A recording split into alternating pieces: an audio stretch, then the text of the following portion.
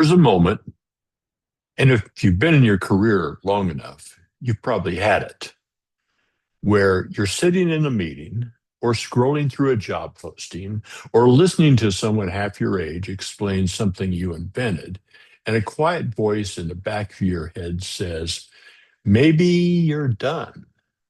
Not fired, not failing, just done.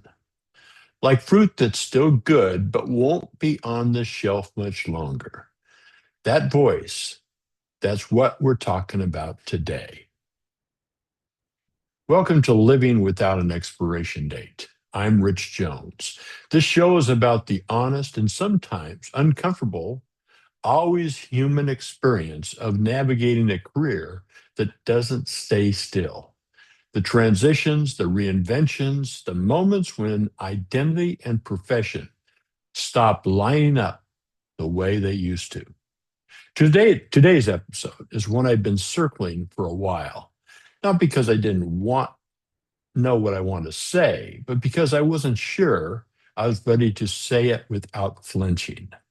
It's about ageism and irrelevancy, and that particular kind of fear that lives at the intersection of these two things, ageism and irrelevancy. I want to be clear about something before we go further.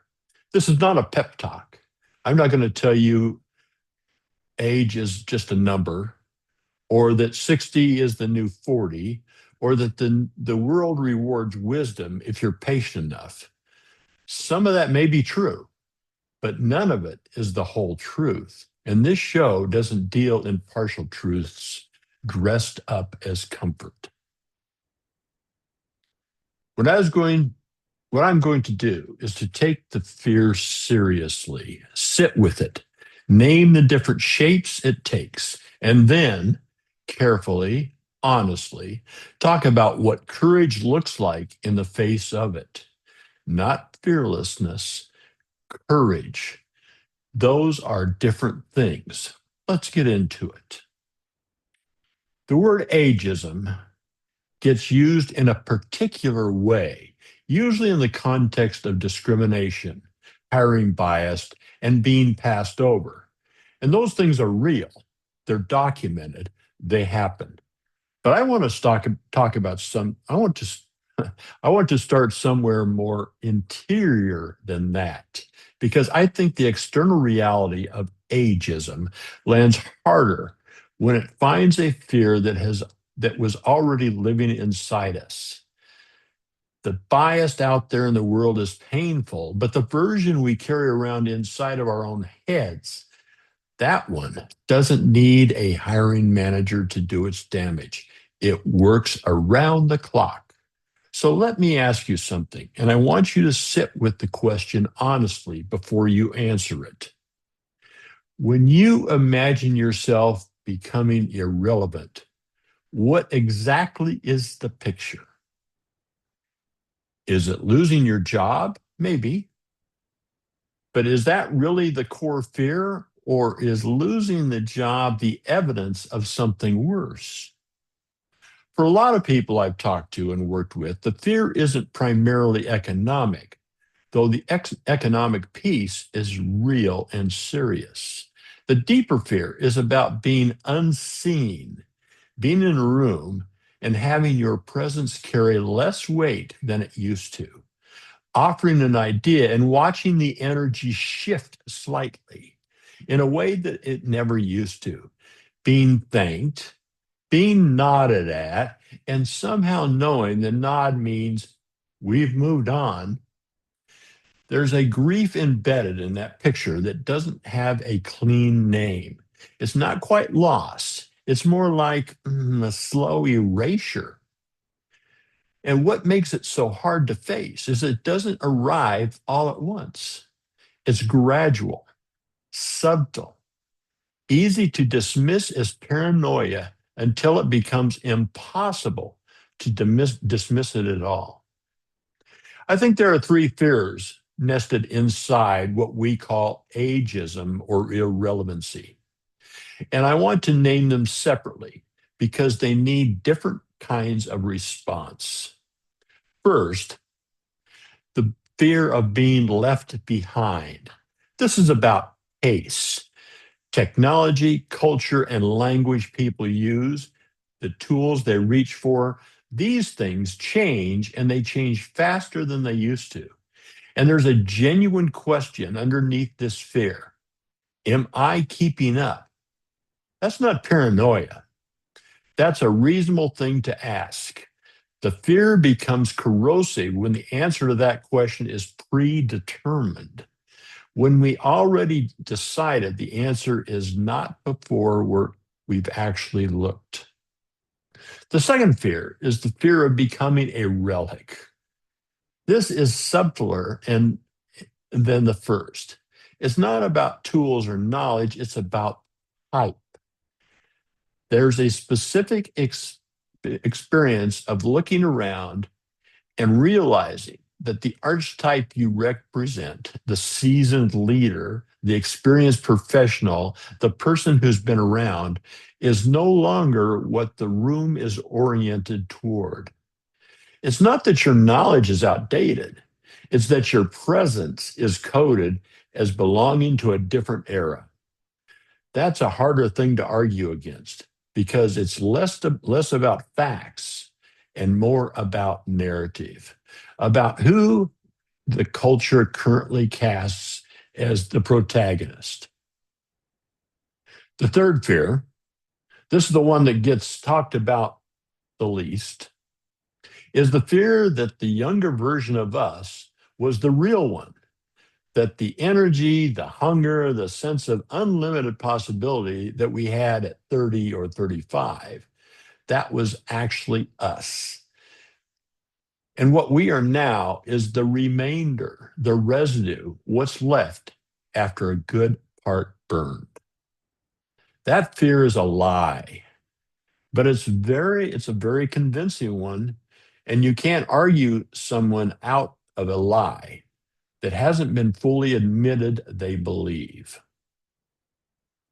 Let's talk about how people typically respond to these fears because most of the strategies we reach are for are understandable and most of them make things worse. The first strategy is performance.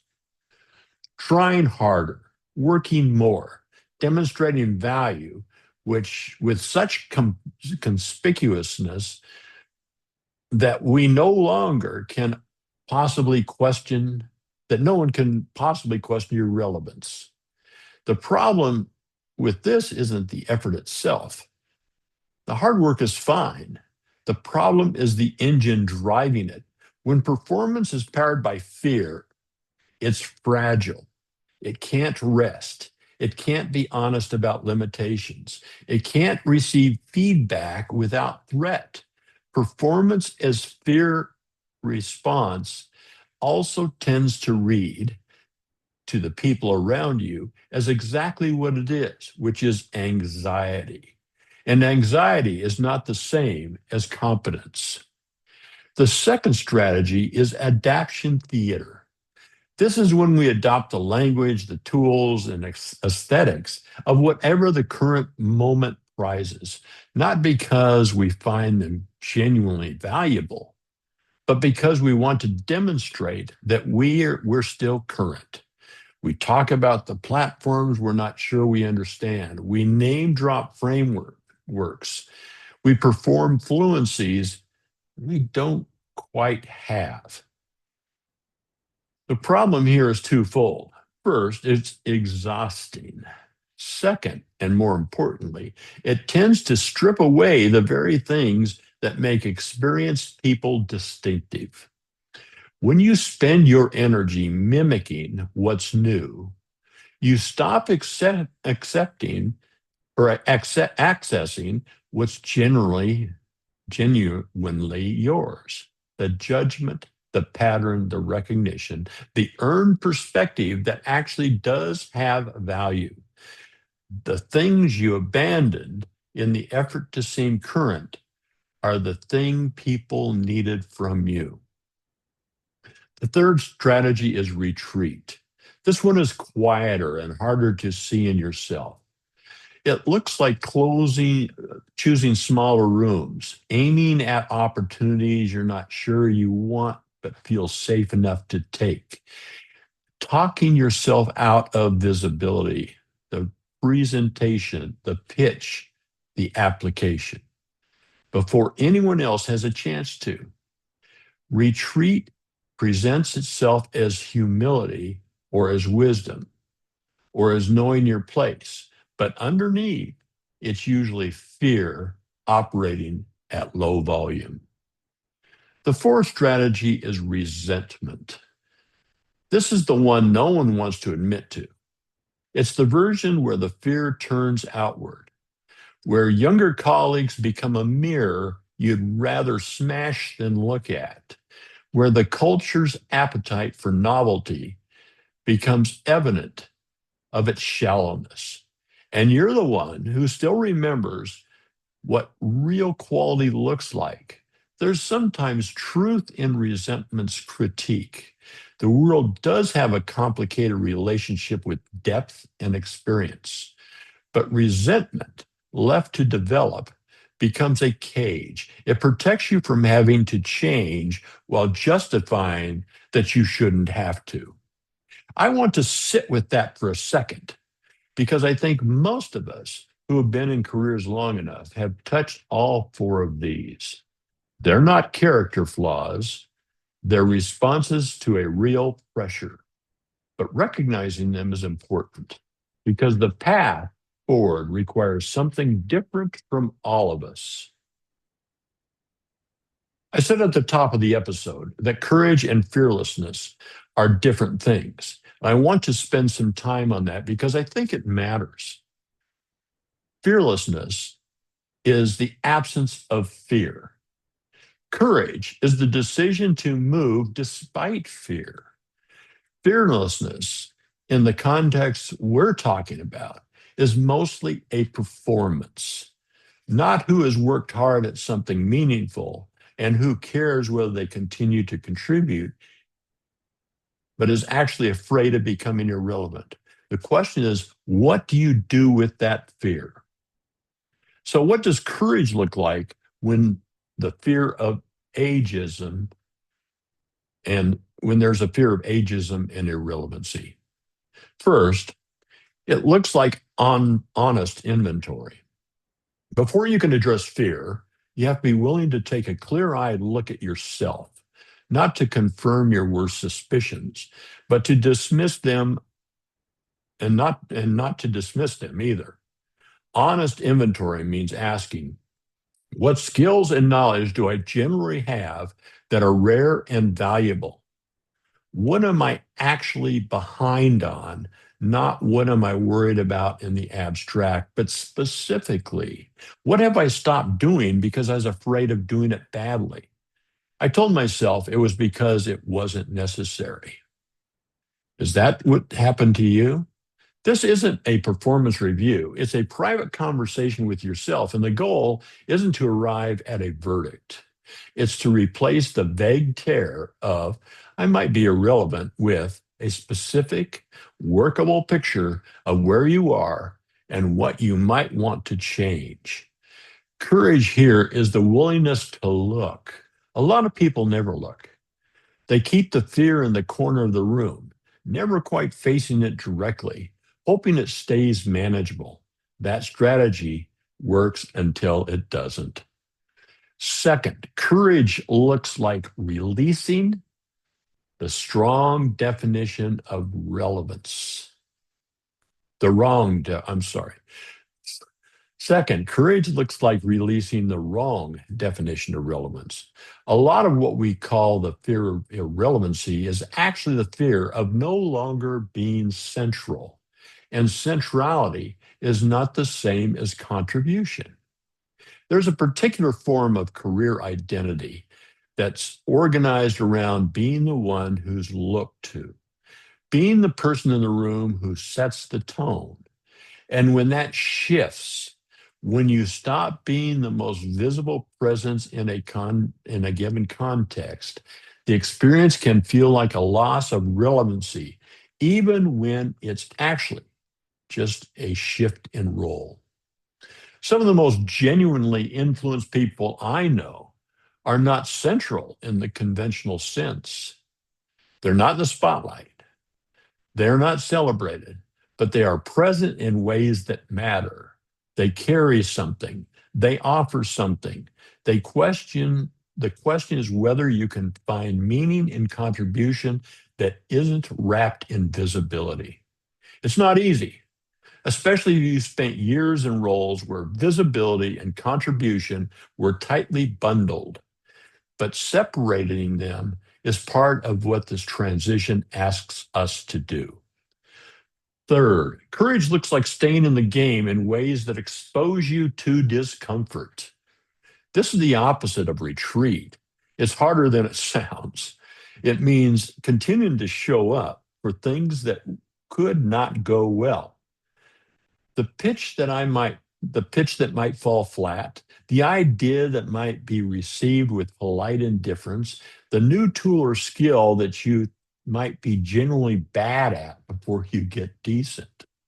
There's a reason experienced people tend to retreat from contexts that they might look incompetent. It's not ego exactly, or not just ego. It's the competence.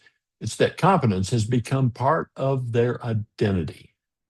When your professional self-concept is built substantially on being good at things, being new at something, being a beginner feels threatening in a way that it didn't when you were younger, before the stakes felt so high. But willingness to be a learner, genuinely, not performatively, is one of the most effective signals of continued engagement you can send. And more importantly, it's one of the most effective ways to actually remain engaged. Learning something new is not just strategic, it is the experience of your mind doing what minds are designed to do. There is something that happens neurologically, emotionally, when you pick up a skill you didn't have before, even a small one. It reminds you that you are not finished. That's not a metaphor, that is something you feel. Fourth, courage looks like finding or building a community that doesn't require you to pretend. One of the least talked about costs of the fear of irrelevancy is the isolation it produces. When you're afraid of being seen as past your prime, you stop being honest about struggles. You're, you curate your professional presentation. You don't ask questions you think you should know the answers to. You don't admit confusion. You perform a version of yourself that is slightly ahead of where you actually are. That performance is exhausting and it's lonely. The antidote to it is not universal transparency. You don't owe yourself or anyone your full interior experience. But most people in mid to late career are carrying more private uncertainty than their professional presentation suggests. And the absence of honest community around that uncertainty is a real cost. Finding other people who are navigating the same terrain, who are willing to say, I don't know how to do this yet, or I'm not sure if I still fit here without shame, is not a soft option. It's essential. The courage to seek out and to be honest in it is genuine courage. I want to take a few minutes to say something about time because I think the fear of ageism and irrelevancy is fundamentally a fear about time, about what we've done with it and what's left. There's a particular calculus that kicks in at a certain point in a career. You start doing math you didn't used to do. How many years of real runway do I have? How long before the things I'm good at become less in demand? If I am a ch- if I am a change, if I make a change now, will I have time to see it through? The math is not irrational. Time is finite, and pretending otherwise doesn't serve anyone. But the math tends to be distorted by fear in specific ways. One distortion is the compression of the future. When we're afraid, we tend to underestimate how much time remains and how much is still possible in that time. Fear makes the future feel smaller than it is. Someone at 55 with strong health and desire to keep working with a reasonable expectation of 10 to 15 years of meaningful professional life. Someone at 55 with strong health has a desire to keep working for 10 to 15 years of meaningful professional life. This is not nothing. That is a career. That is enough time to build something, pivot into something, contribute in ways that matter. Fear does not do that math. Fear says it's late. Fear says it isn't time. Another distortion is the overvaluation of what came before. This is related to that third fear I named earlier. The idea that the younger version of us was the real one. When we overcredit the past, we inadvertently diminish what's possible now. Not because the past wasn't good, it may have been genuinely extraordinary, but experience in the past doesn't set a ceiling for what's going forward, what's possible going forward. It just sets a context. Some of the most important contributions people make come late, not because late is always better, it isn't, but because late often brings something that early doesn't: a relationship with consequence, a capacity for discernment, a willingness to work on the things that matter most rather than the things that will be noticed most quickly. These are not small advantages.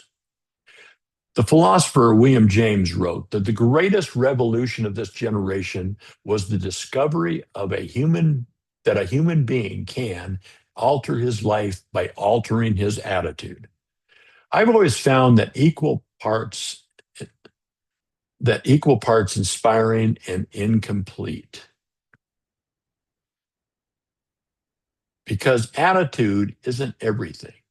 And pretending otherwise dismisses the real structural constraints people face. But there is something genuinely true inside it, which is that how we hold our situation shapes what we're able to see in it. The question isn't whether you have enough time. The question is what you're doing with the time you have while you're asking that question. I want to take 3 minutes here to honor something I've been somewhat circling, which is that the structural reality of ageism in professional life is real, documented, and not fully understood by any amount of inner work. Hiring bias against older executives works. It's been studied, it's measurable. In some industries, it's severe. The ways that age is coded into hiring criteria, the insistence on cultural fit, the preference for high energy, the salary expectations embedded in years of experience, these are real mechanisms that disadvantage people in mid to late career in ways that are not their fault and not addressed by mindset shifts alone. I name this not to produce despair, but because I think it's important to be clear about what's in your control and what is not. A lot of career self help conflates these two things in ways that put the full burden of structural problems on individual response. That's not fair and that's not accurate. What is in your control? Where you direct your energy, how you represent yourself, what relationships you invest in, what you build and what you offer, how honest you're willing to be with yourself about both your strengths and your gaps. Those are in your control. What is not fully in your control? The biases of individual hiring managers, the cultural preferences of organizations that prize youth, aesthetics over experience, the ways that certain industries have structured devalued long tenure. Both things are true. The inner work matters. The structural problems are also real. Holding both these things simultaneously, not collapsing into either despair about the external or denial about it, is itself a form of emotional intelligence that serves you. I want to close the way I started, not with resolution, but with a question. At the top, I asked you to imagine the picture of yourself becoming irrelevant. I want to ask you one more thing before we part today. What would it mean to face that picture? Not to fix it, not to argue with it, not to perform your way around it, but just to face it, to say, yes, this is a real fear. I have it. Here's what it actually looks like when I let myself see it clearly. And here is what I'm going to do anyway. That's the practice. Not once, not in a single moment of resolution, but repeatedly on the ordinary days when the fear is background noise rather than acute crisis. Showing up, taking inventory, staying in rooms that could go badly, learning things you're not good at yet, being honest with people you trust. This courage, the courage to face the fear of aging, is not a dramatic thing. It's not a grand gesture. It's mostly small, reoccurring decisions to stay engaged with your own life rather than contracting around a story that you about what you might lose. You're not a product with a shelf life. You're a person with a career, and careers, unlike products, can be remade. Thanks for spending this time with me today. If something in this episode landed for you, I'd be grateful if you shared it with somebody who might need it. And if you want to continue the conversation, you know where to find me. Until next time, take care. Thank you.